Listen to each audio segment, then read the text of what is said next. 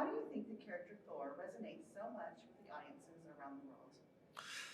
Well, I think Thor resonates more now with the Ragnarok movie that we did, and also now with Love and Thunder, because we're giving him more human problems, more relatable problems.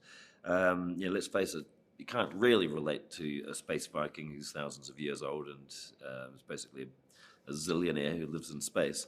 So you've got to give these characters things that we've all experienced, and in this film, I think we can relate to him more than ever, where he's lost. He's trying to find purpose, and he, luckily, by the end of the film, he finds that purpose.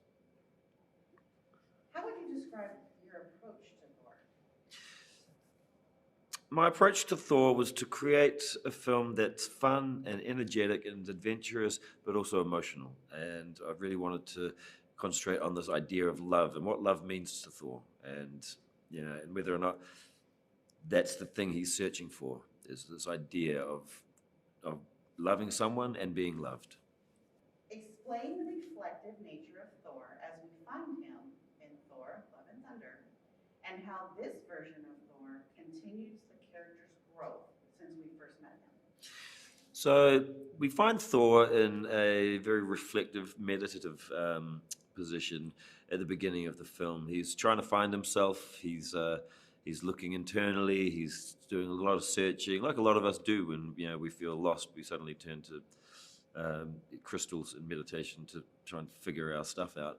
And it's the same with Thor in this. We wanted to create this idea that he's going through a midlife crisis, and after years of saving planets and saving other people, he hasn't really left anything for himself. And it's about him finding the way to find purpose. Natalie Portman is back, this time joining the ranks of MCU superheroes. Describe the character's transformation in the film and how Natalie made it happen. So Natalie Portman is now back in the MCU. She's back in the Thor franchise, and in a bigger, better, bolder way. And it's extremely exciting because she's now the mighty Thor.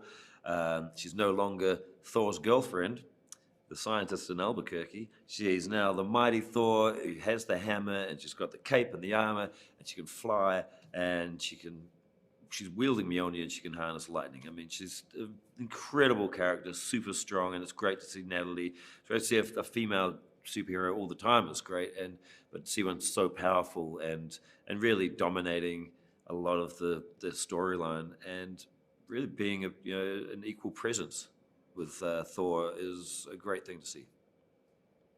Describe Thor's reaction to her newfound power and his lingering feelings for her.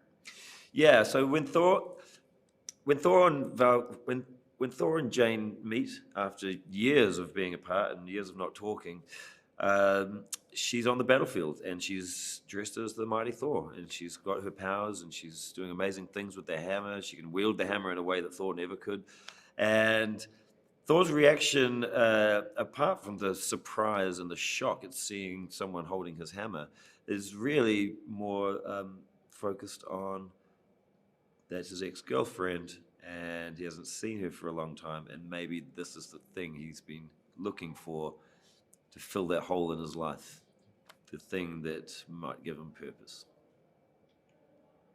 Can you introduce the villain in this film? Who plays him and what fans can expect?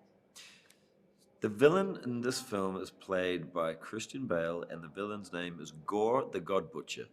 And he comes from a run of comics from Marvel,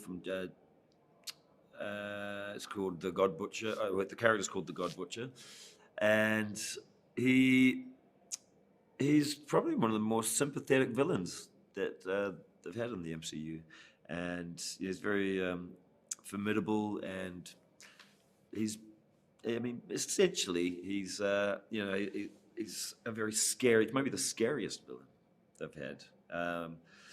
But he's sympathetic because he's dealing with issues that, without giving it away, you understand where his anger and his drive comes from. How has life changed for Valkyrie? Valkyrie. Try this again. I said it right, but how has life changed for Valkyrie, and how does she feel about that? Describe Tessa Thompson's performance in this film. Tessa Thompson is back as Valkyrie, and she's now King Valkyrie. She's ruling over New Asgard in Norway, and yeah, they're making their best attempts to integrate into Earth society, and they've made a little tourism town out of that little part of Norway, and they've got a thriving industry. And Valkyrie is overseeing all of this. She's got new responsibilities. However, she's also a career soldier. You know, she's a professional fighter, and that's really the life that she's used to. And so she's now in a bureaucratic position where she's just doing, you know, a lot of admin and a lot of meeting a lot of delegates from other countries and stuff, and business meetings, and for her, you know, it's really cool to see the character like that. He's dealing with this stuff and being very responsible for, you know, for the first time in a long time, but also still, you know, her heart is in the battle and going on adventures. And then she does get to go on the adventure. Who is Korg and how does the actor behind him bring him to life? Korg is a fantastic character in the film. He's made of rocks, and he's played by one of the greatest actors I've ever worked with, Taika Waititi. And well, what can I say about Taika as an actor? You know, he's often late, doesn't learn his lines, so that's very frustrating. But he means well, and that's why I give him lots of takes to get it right. Talk about Russell Crowe as Zeus and how he was welcomed to the world of gods. Russell Crowe, you know, one of the finest actors ever to grace the silver screen, is someone that I've admired for many years. I think I've seen Master and Commander about 60 times, and Gladiator probably 100. And he comes into the film playing Zeus, the Greek god. I shouldn't have to explain that, but he's just an amazing force, an amazing presence, and you know, he's kind of like the overlord of all the gods, and he just brings a real sort of he just a real like weight to that part of the film, and it's also fun. He's you know, it's Russell Crowe being a bit cheeky. Describe the music in Thor: Love and Thunder, both songs and score, and how both support and elevate the storytelling.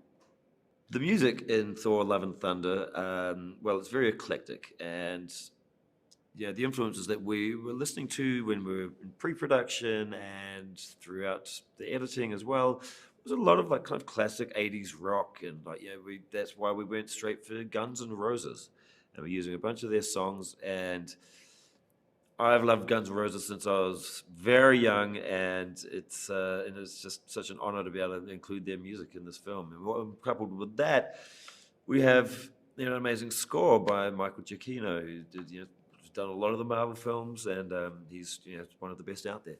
And it just helps to create a wonderful tone that, you know, switches between the emotion and also the adventure and the overall over the topness of the story. You talk about working within the volume versus green screen, and what does it do to help an actor's performance? For this film, Thor: Love and Thunder, we used the volume, which is basically it's a big circular room made of LED screens, and you project your environments on the screen. So imagine, you know, 1,000 televisions all in a big circle in the ceiling as well, and then you put an entire environment 360 degrees.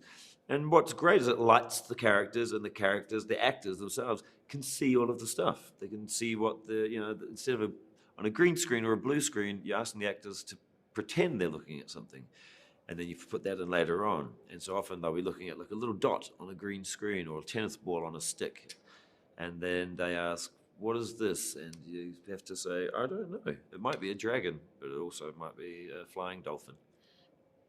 What are these goats we keep hearing about? There are two really great, wonderful characters in the film named Tooth Gnasher and Teeth Grinder, and they are gigantic goats. and they're space goats, and they are a very important part of the film because they drag the Viking ship that our heroes on their journey on, and they drag it through space. And so these goats they actually come from the original Thor mythology, the Norse mythology, and they also come from the comic books. So they've been around a long time, the first time in a movie.